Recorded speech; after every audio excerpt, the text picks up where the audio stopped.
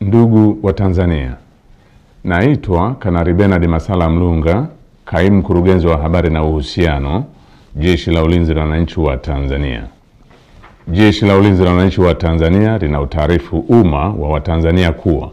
linaendelea kufuatilia kwa karibu na kutathmini hali ya ulinzi na usalama nchini katika kipindi hiki cha kuelekea uchaguzi mkuu unaotarajia kufanyika tarehe 28 na tarehe 29 mwezi Oktoba mwaka 2025 kama ilivyotangazwa na Tume Huru ya Uchaguzi nchini na Tume ya Uchaguzi Zanzibar. Kwa ujumla, Jeshi la Ulinzi la Wananchi wa Tanzania linaridhishwa na hali ya usalama iliyopo nchini katika kipindi hiki ambacho vyama vya siasa vinaendesha kampeni zao kwa kuzingatia matakwa ya kisheria, kuheshimiana na kuvumiliana kunakooneshwa kupitia kwa wagombea wao wa ngazi za urais, ubunge na udiwani.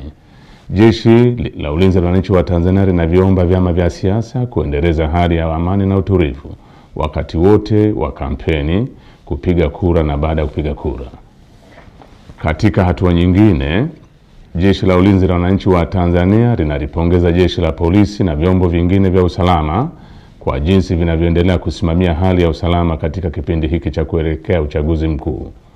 Aidha, jeshi linawapongeza wananchi kwa kuendelea kutumia haki yao ya msingi ya kushiriki kwa amani na utulivu katika kusikiliza sera za vyama mbalimbali kupitia mikutano ya hadhara inayoendelea kufanywa na vyama vinavyoshiriki uchaguzi mkuu kwa ngazi mbalimbali ili kuwachagua viongozi watakaowaletea maendeleo. Pamoja na hali ya amani na utulivu iliyopo, bado kumeendelea kujitokeza baadhi ya watu wanaojiita wanaharakati kutoka ndani na nje ya nchi kutumia mitandao ya kijamii kupotosha umma kwa kuweka maudhui yenye kuleta uchochezi kwa kulihusisha Jeshi la Ulinzi la Wananchi wa Tanzania na siasa ili kutimiza azma yao ya uvunjifu wa amani. Jeshi la Ulinzi la Wananchi wa Tanzania linaomba umma wa Tanzania kupuuza machapisho au taarifa ambazo zimekuwa zikionekana kwenye mitandao ya kijamii. Wananchi wanakumbushwa kuwa taarifa zote zinazorihusu Jeshi la Ulinzi la Wananchi wa Tanzania zitatolewa na makao makuu ya jeshi kwa utaratibu rasmi na mawasiliano ya Jeshi la Ulinzi la Wananchi wa Tanzania na umma.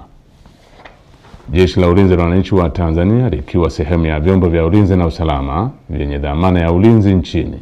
ninapenda kuhakikishia Watanzania wote hali ya amani, usalama na utulivu katika kipindi hiki cha kuelekea uchaguzi mkuu, wakati wa uchaguzi na baada ya uchaguzi mkuu. Asanteni kwa kunisikiliza.